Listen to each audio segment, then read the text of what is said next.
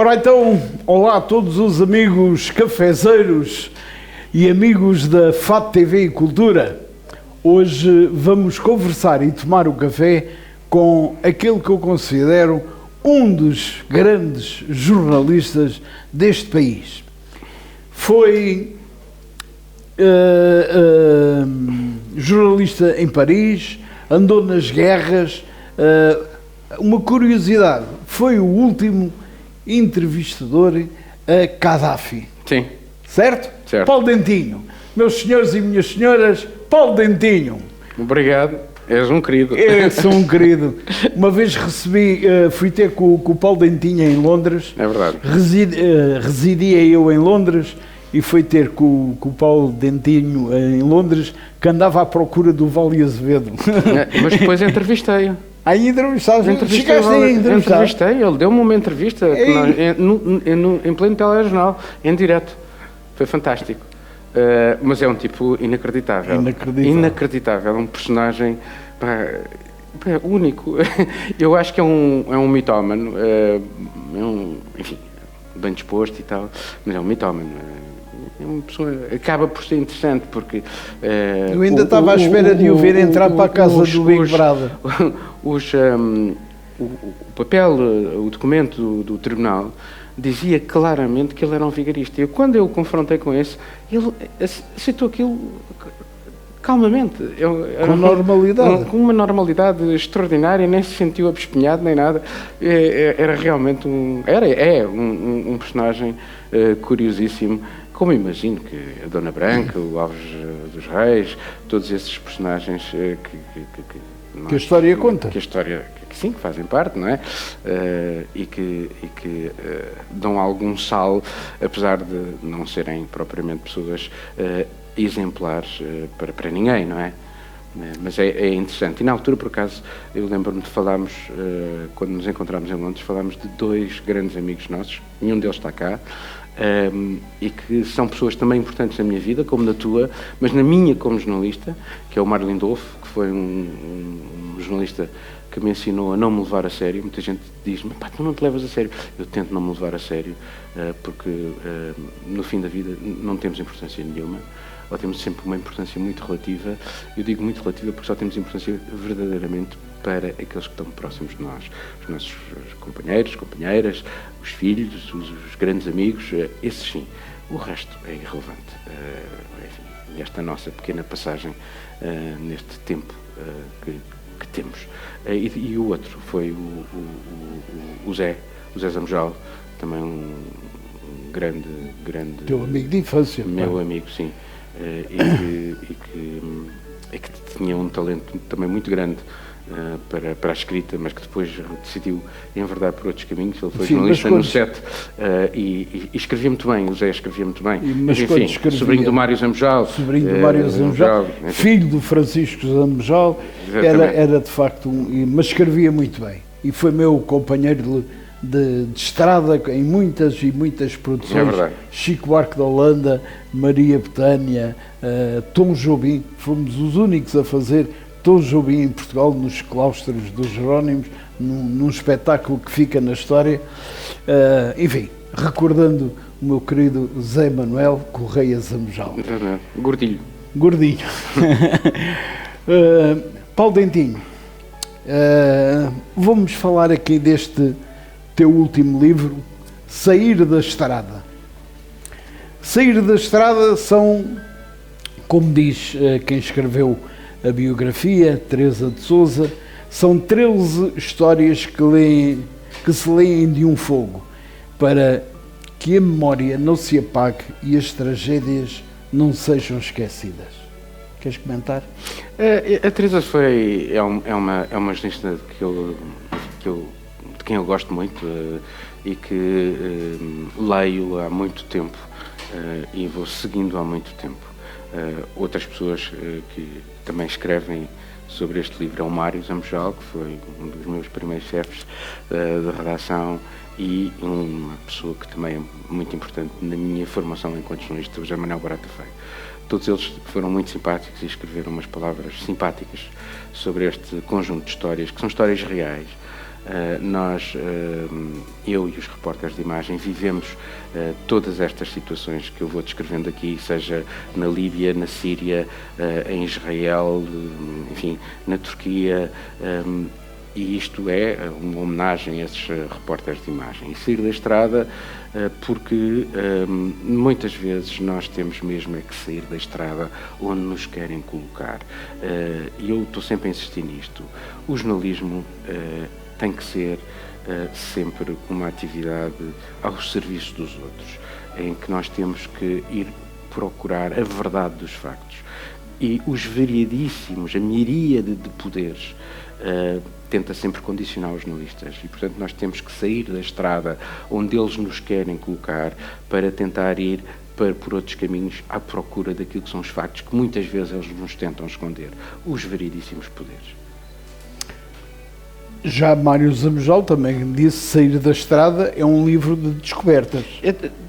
No sentido em que não são propriamente as reportagens, e a reportagem é a essência do jornalismo, é aquilo que há de mais nobre no jornalismo, não é estar diante de uma câmara a dizer o noticiário, embora haja a responsabilidade muito grande do que é o estúdio e gestão do estúdio, mas a reportagem é a essência do jornalismo, ir à procura da história, à procura da verdade dos factos.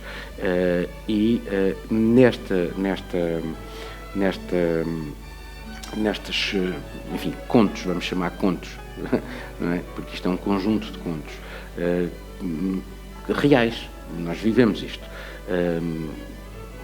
O que é que eu conto aqui? Conto um pouco os bastidores daquilo que foram a procura dessas reportagens. Portanto, a ida a Alepo, eu tenho a reportagem que fiz para a RTP em Alepo, mas o que eu conto, independentemente da reportagem, dos meandros em que nós fomos para aqui ou para ali, é como é que fomos para aqui ou para ali, como é que foi esse trajeto entre Damasco e Alepo, o momento de medo que nós tivemos, as situações pelas quais passámos, ou por exemplo em Tripoli, e depois tem também partes gagas, se tu quiseres, como quando estávamos em Tripoli, estavam os jornalistas internacionais, estavam em 2 hotéis, no Rixos e no Coríntia. No Coríntia era uma cadeia de hotéis internacional e, portanto, a RTP pagava facilmente a nossa estadia e as nossas refeições. O Rixos eram jornalistas considerados convidados pelo regime de Gaddafi e não pagavam nada. Mas todas as ações eram feitas a partir do Rixos com as pessoas do regime, porque eram aquilo que eles queriam que nós contássemos e nós tínhamos sempre ir atrás da coreografia deles e tentar contar o que estava por trás do cenário que eles nos montavam. E muitas vezes tínhamos que almoçar e jantar nesse hotel e nós tínhamos que pagar em dólares ou em euros. Há uma altura em que eu já não tenho dinheiro e a RTP não tem forma de me fazer chegar dinheiro nenhum. E eu confesso a Meg Crocken do Wall Street Journal que já não tem dinheiro e que começa a ficar muito aflito. E ela diz-me: mete as contas no quarto 21-23. E eu e o Pinota, que é o meu repórter de imagem, o meu companheiro, aliás é um dos grandes companheiros destas histórias, começámos a pôr as contas todas no... Vinha a conta, olha, não quer pagar, quer pôr a conta no quarto. E assinávamos sempre para o quarto 21-23. Felizmente que ele nunca nos perguntou, não é? Nunca nos pediu nenhum documento. O quarto 21-23 era o quarto do porta-voz do Gaddafi. E, portanto, mandámos as contas todas para o porta-voz do Gaddafi. Foi giro. Pois, é giro. Hoje em dia é uma maravilha estar a ler essas histórias, não é? Sim, mas na altura acredito que não tenhas achado assim muito... Não, em alguns casos foi chato, quer dizer... Tu, quando partias para estas aventuras, para fazer estes trabalhos de reportagem em plena guerra, não sentias alguns receios? O receio nós temos sempre, quer dizer, eu faço uma diferença entre o receio e o medo.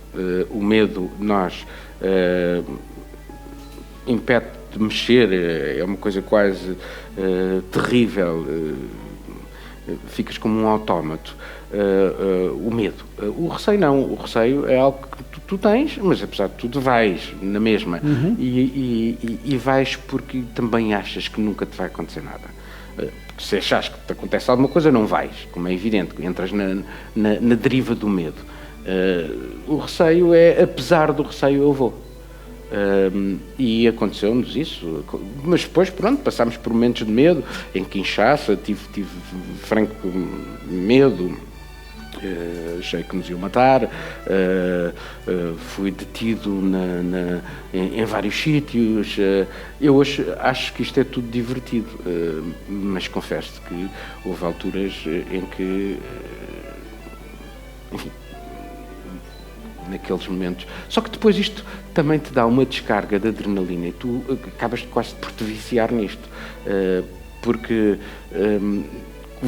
tens receio, consegues a história e depois ficas meio esfuziante, meio louco, porque conseguiste fazer aquilo e aquilo dá-te um chute de adrenalina monumental. O que é que sente um jornalista como tu, repórter como tu, sabendo que foste o último jornalista no mundo a entrevistar o Gaddafi? Nada de especial. Acho que foi um scoop mundial. Aliás, Marcial, eu tenho 2 scoops mundiais. Modéstia à parte, eu acho que sou o único jornalista português que tem 2 scoops mundiais. Ou seja, fiz qualquer coisa que teve eco no mundo inteiro. A entrevista do Gaddafi tem eco no mundo inteiro. Mundo inteiro, desde na Austrália, na América Latina, na China, nos Estados Unidos, passou em loop nas televisões americanas, e a entrevista do Bashar al-Assad, a segunda, eu fiz 2 entrevistas do Bashar al-Assad, foi ainda pior, ainda foi mais arrasadora no tempo em que foi, e eu acho que isso é algo do qual eu me posso orgulhar, e a RTP também, acho eu. Sim, claro, porque o trabalho, presumo, o trabalho, além de ter sido teu, foi um trabalho na RTP. Sim. Partias sempre para essas aventuras, digamos assim, sempre de consciência aberta àquilo que aparecesse? Sim, muitas vezes é curioso. Nós tentamos, quando temos tempo, trabalhar um bocado, tentar perceber qual é essa realidade, mas, por exemplo, há aqui uma história que é a história de Atenas, que é: tens que ir para Atenas hoje e tens que ir já e partir. Eu nem sequer sabia o que é que se estava a passar, mas tive que arranjar um bilhete à pressa, tentar perceber o que é que estava a acontecer em Atenas. E nessa altura vivias em Paris? Em Paris. E lá vou para Atenas, sem saber muito bem o que é que está a acontecer. O que é que estava a acontecer? E pronto, e são situações pelas quais passamos. Claro que depois vais realmente de mente aberta e vais tentando perceber o que é que está a acontecer, e vais falando com A, com B, com C, porque o ser jornalista também precisa ter uma grande lata para poder chegar onde queremos chegar. E isto é válido para a procura de contactos. Olha, para te dar uma ideia, quando morreu um colega nosso, o Gil Jacquier, em Damasco, eu tinha estado com ele, tínhamos cruzado na Líbia, e aquilo doeu-me um bocado e fez-me ter ali alguma curiosidade em tentar ir à Síria. E eu não tinha um contacto que fosse. Mas há um amigo meu que me disse: porquê que tu não tentas a Boutena Shaban? A Boutena Shaban era uma mulher que trabalhava com o Bashar al-Assad. E através da internet eu descobri um número do telefone. Ligo para uma assessora da Boutena Shaban. Isto depois tem a ver com o nosso lado Oliveira da Figueira, a maneira como nós conseguimos falar com os outros e chegar aos outros. E essa secretária da Boutena Shaban dá-me um contacto de alguém na Presidência da República, que eu não sei, eu nem conheço os rostos, só conheço as vozes. E é a partir daqui que eu começo a criar uma rede de contactos em Damasco, de tal modo que quando vou meses depois, vou para a Jordânia. Enfim, houve lá um atentado e então mandaram-nos porque pensaram que o regime ia cair, e eu pensar: estes gajos estão todos doidos, em Lisboa não faz ideia nenhuma porque o regime não vai cair. Eu sabia que o regime não ia cair, mas eles estavam convencidos que o regime ia cair. Mas enfim, whatever. às vezes temos que estar mais informados. Mas, estou precisamente com o Pinota, e começa a telefonar. Eu já sabia quem era o porta-voz do Ministério dos Negócios Estrangeiros, e o Pinota vira-se para mim e disse: "Lá, mas já lá tiveste?" E eu disse: "Não, mas tens os contactos todos." Tenho. Porque, entretanto, fui criando uma rede de contactos e que tem a ver com a empatia, com a forma como lidas com os outros e que tentas, de algum modo, que eles percebam o teu ponto de vista, tentando tu também perceber o ponto de vista deles. Não é? E sem ceder naquilo que é o essencial, que são os nossos princípios enquanto jornalista. Paulo Dentinho, este sair da estrada que aconselho a todos a ler, agora ainda por cima em tempo de pandemia, que temos de estar mais recolhidos, porque é uma leitura de histórias. O que é que tu dirias, ou melhor, o que é que tu destacarias neste livro? Que ao fim e ao cabo são contos, não é? São contos de diversas histórias. Mas o que é que tu destacavas aqui neste livro? Eu não consigo destacar nada, porque hoje isso faz parte da minha vida, isso é um pouco a minha vida, é o que enfim, foram essas, há muitas mais. Eu decidi que fossem essas e não outras, porque talvez essas me tenham marcado mais do que outras. Mas isso fazem parte daquilo que são histórias da minha vida e histórias da vida dos repórteres de imagem, histórias de jornalistas à procura da reportagem, que é, enfim, como te dizia há bocado, é aquilo que é a essência do jornalismo, é ir à procura da notícia, à procura da reportagem, e não estar sentado na redação a atender telefonemas das pessoas que querem aparecer, que querem dar entrevistas, enfim, daqueles que querem condicionar o exercício do jornalismo. Eu acho que o jornalismo não se faz sentado nas cadeiras dos gabinetes. A essência do jornalismo faz na rua, faz à procura no encontro das pessoas, faz à procura da reportagem, e é preciso frequentemente sair, como eu disse há bocado, sair da estrada onde nos querem colocar, e ir pelos caminhos ínvios, por caminhos que às vezes não estão sequer definidos, para trazer para a verdade dos factos. Paulo Dentinho, só mais um desafio. Como é que foi a conversa com o Lula da Silva? E isto porque nós temos uma grande audiência no Brasil e eu gostava que me explicasse aqui o teu ponto de vista em relação ao Lula da Silva. Sei que o entrevistaste. Na prisão, sim. Na prisão, Curitiba, exatamente. Sim. O que é que tu achaste? Como é que foi essa conversa? A conversa do Lula vinha de trás, porque também, mais uma vez, tem a ver com os contactos que vais tendo, e houve essa possibilidade de entrevistar o Lula da Silva com uma autorização do sistema judicial brasileiro, que me foi dada a mim, nem sequer foi à minha empresa, foi-me dada a mim, a Paulo Dentinho, para poder entrevistar o antigo Presidente do Brasil, que estava na altura detido debaixo de uma série de acusações. A história da detenção, da prisão de Lula, era uma história mal contada. Enfim, o Brasil, que é um país que nos está no coração, e é um país do qual nós todos gostamos muito, está a passar por momentos difíceis, complicados também.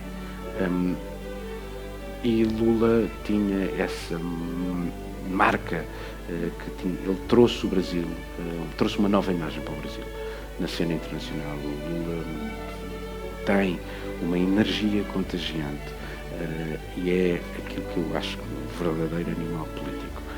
Tem uma energia transbordante, ele sabe com quem está a falar, sabe perfeitamente falar com toda a gente.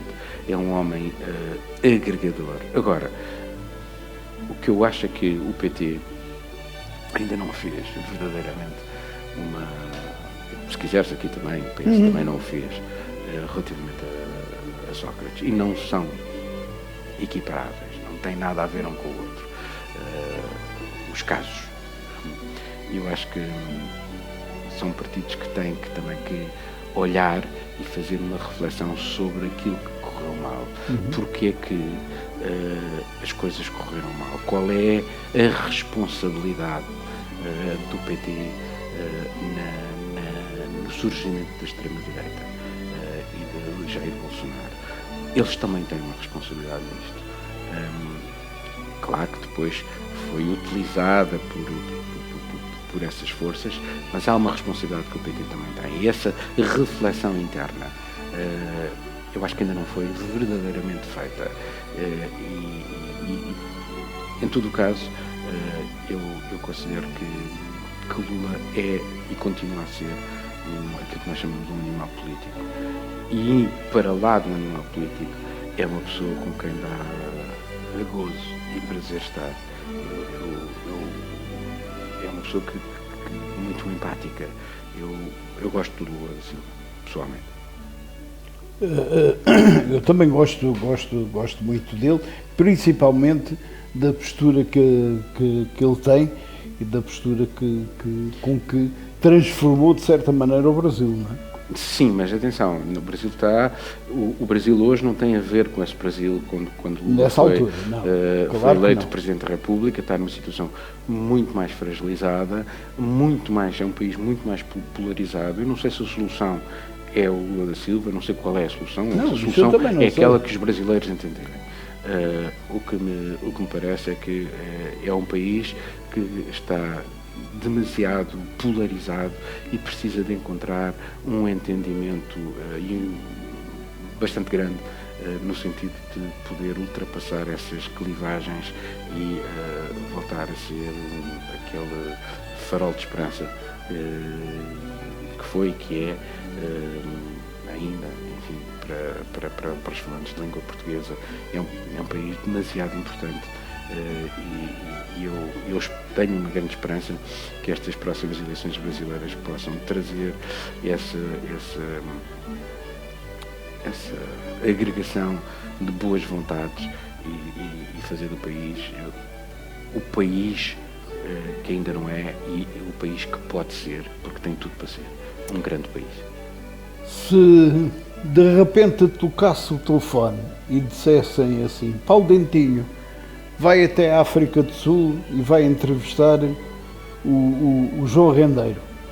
Não é a minha praia. Não é a tua praia? Não é a minha praia.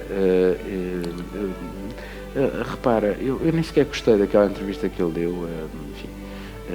Agora, se me dissessem, Paulo Dentinho, tens aqui uma hipótese de ir fazer uma entrevista ao Kim Jong-un, eu ia já. Eu ia apanhar o avião a seguir, nem ia à casa. Nem ias a casa. Sim, senhor. Como é que encaras agora os tempos no nosso querido Portugal? Estamos numa fase interessante do ponto de vista político, mas nós não podemos estar dissociados daquilo que são os grandes desafios europeus e os grandes desafios da humanidade. Nós temos cada vez mais um problema existencial, que são as alterações climáticas. Agora estamos ainda a sofrer a questão da pandemia, mas para lá da pandemia, e isto vai-se resolver, eu penso que a questão da pandemia vai-se resolver ainda este ano, se não houver uma mutação mais dramática, mas o vírus também, se nos dizimar, acaba com ele próprio, portanto, não creio que isso possa acontecer, espero que não aconteça, mas sim, nós temos que olhar, da mesma maneira que eu estava a falar em relação ao Brasil, temos que olhar para o planeta na sua globalidade. Nós não podemos continuar a destruir o planeta como estamos a destruir. E, aliás, há aquele filme, aquela comédia que é o Don't Look Up, que é, no fundo, um alerta para aquilo que são a forma como nós alegremente vamos a caminhar para o abismo sem sequer nos dar conta de que estamos a caminhar para o abismo. Nós não podemos continuar a destruir o planeta como estamos a destruir. Nós temos problemas globais que só globalmente podemos solucionar e, portanto, temos que realmente sair desta olhar para o planeta Terra como se pudéssemos continuar a tirar coisas dele.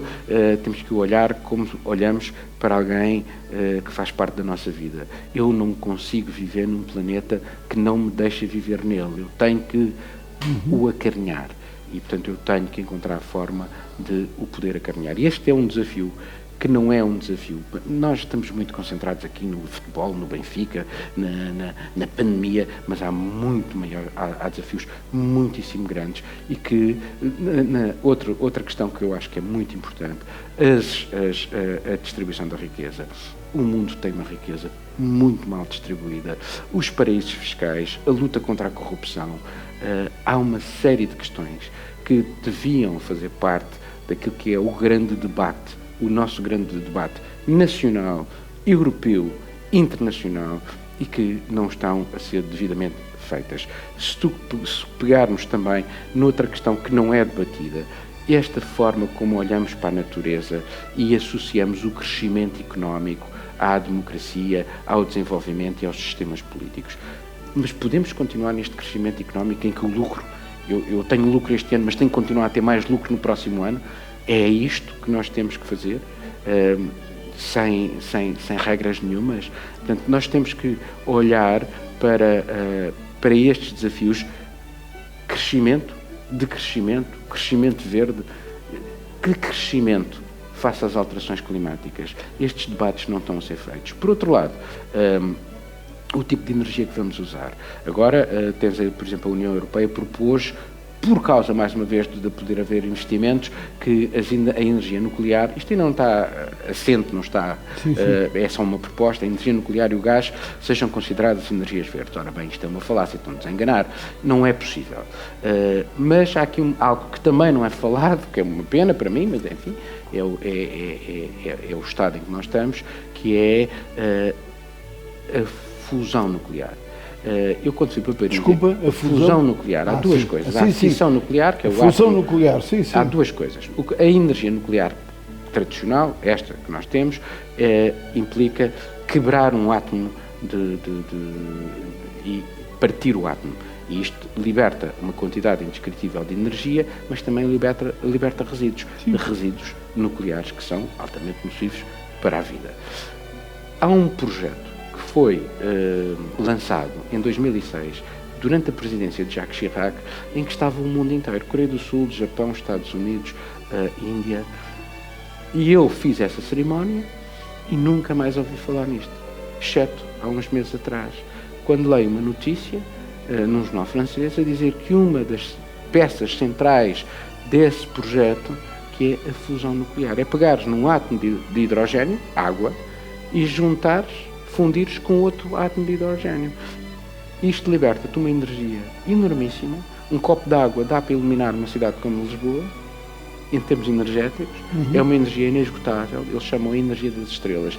É a maior revolução que vai ocorrer brevemente. Enfim, havia uma reportagem há dias na France 2, feita no MIT, em Boston, e eles já estão um passo à frente.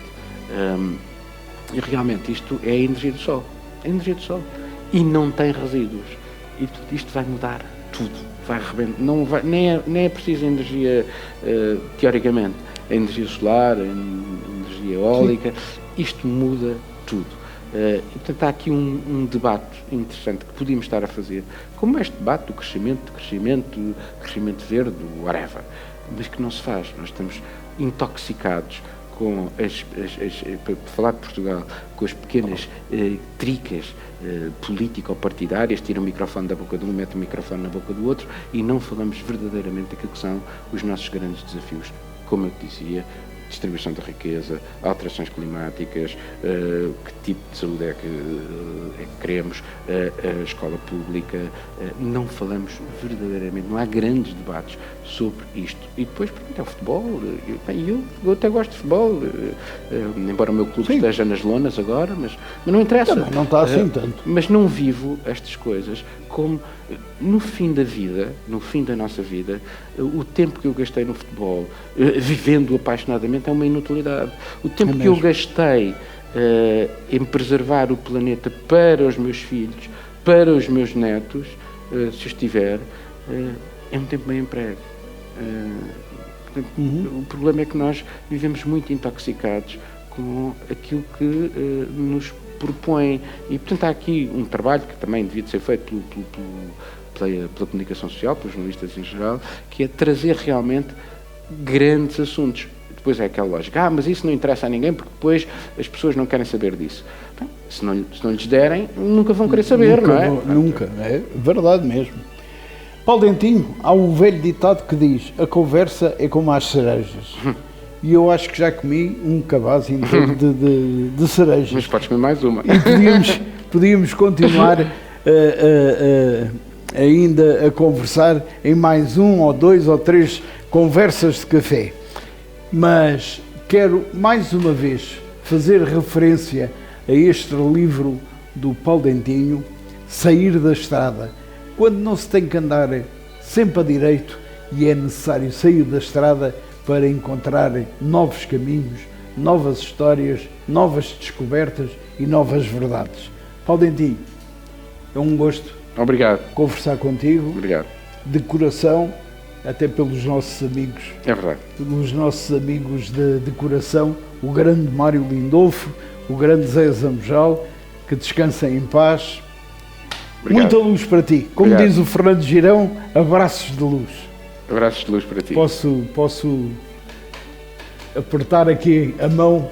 Paulo Dentinho, foi uma conversa em que penso, meus amigos e minhas amigas, que todos aprendemos e aprendemos muito com Paulo Dentinho. Um abraço e até à próxima edição de Conversas de Café.